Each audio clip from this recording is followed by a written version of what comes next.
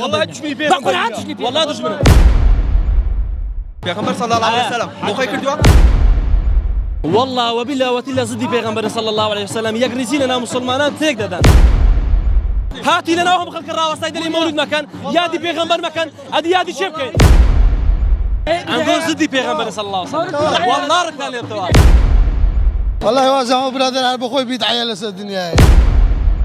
استا اما خودي خومان كدلن مولود بدعيه بدعه كو دلن بدعيه پیغمبر صلى الله عليه وسلم خودي خوي بو خوي نكردوا ابو بكر الصديق بو خو يعني بو پیغمبري نكردوا كزور نزيك لبيغمبر صلى الله عليه وسلم صحابه كان نكردوا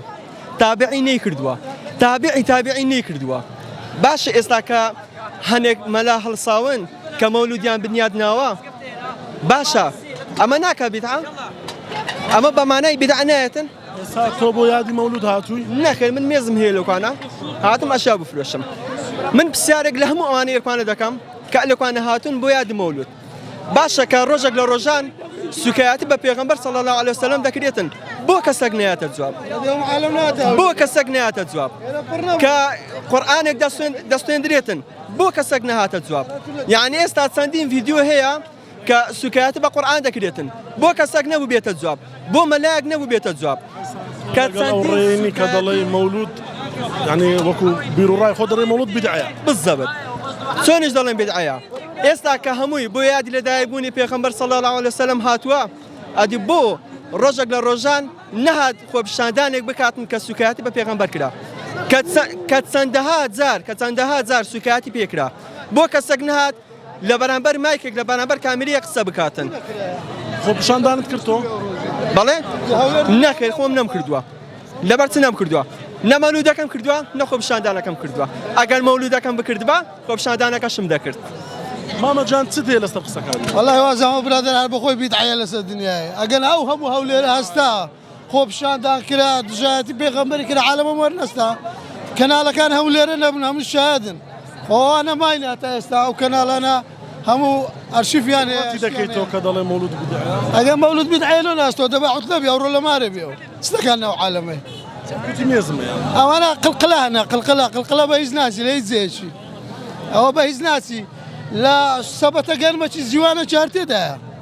اما نابي درمان بوي صار بيتو او كساني دري مولود بدعيا باب شغل خال اغا كان يمبرسن زنا بدعيا لشينا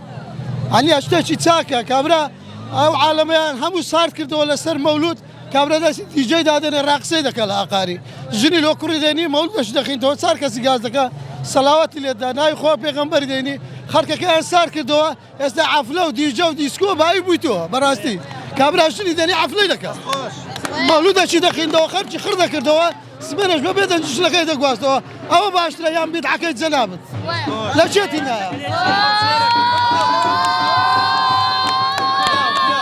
دقاي كلاوك شد بينا خواري عيبا عالم يدري بدعه مولود اوي كلو روشه دكريت استابون من السندين افرد بين لوكانا كلقل يامتي قلبوا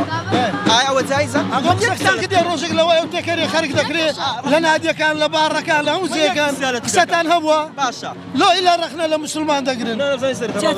لو رخنا لمسلمان انظر زدي پیغمبر صلى الله عليه وسلم والله ركنا ليرتوا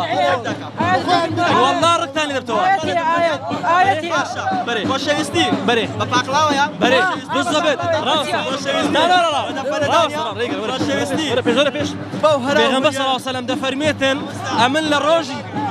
جي خب دمن للروجي شمال دايقوما لو روجش دا بروجي ابم باشا يعني شكراني خوا دكم لو روجي يادي خوم دكم مو بروجي بو بري باشا بسياد لهما روجش كوتي دواي كردوا وفات كردوا اخواي غورا خو بمنارت نغو شنو رورو بجر بلكو لو روجا دا ما خوش خوما دا اي باشا لو روجا دا دايق بوا هم مولودك هم وفاتك جي خب دمن ورا بيش جي خب دمن الجو زدي پیغمبر او ناب تقصا او ناب تقصا صحابه زدي پیغمبر والله وبالله وتلا زدي پیغمبر صلى الله عليه وسلم يغرزين لنا مسلمانان تيك ددن باشا يغرزي تيك ددن وانا هو خير مما يجمع آية اللي تيجي أنا بالرحمة اللي كان ابن كثير دري يعني پیغمبر رحمته وما أرسلناك إلا رحمة للعالمين دەفەرمێ دڵخۆش من بەو ڕەحمەتەی لەو ڕۆژەش کەوا خەڵک کۆبوویتەوە دڵخۆشە ئەنگولۆ دژی پێغەمبەرینە باشە لەو ڕۆژە سەلاوات سەلاوات قورئان باش جانای پێغەمبەری دەکرد باشە لەوەی باشتر نا بەڵگە کا بەڵگە پێغەمبەر صلی الله علیه وسلم بۆ خۆی کردووە ڕۆژی لەدایک بوونی بۆ خۆی کردووە يك سؤال بري الرواقي الشرع مناقشه مع بين اسلامي يكريزيان تقدر انا مصور والله زكانه تو بقرآن دژنی والله پێغەمبەری تشمي بقرآن دژنی والله دجمن بقرآن هاتي لنا وهم خلق الراوس هيدا اللي مولود مكان يادي بيغمبر مكان ادي يادي شبكه ادي يادي شبكه والله من رعبك اخويناك يا ويتر ابي تجي في اخوان بدعي هولي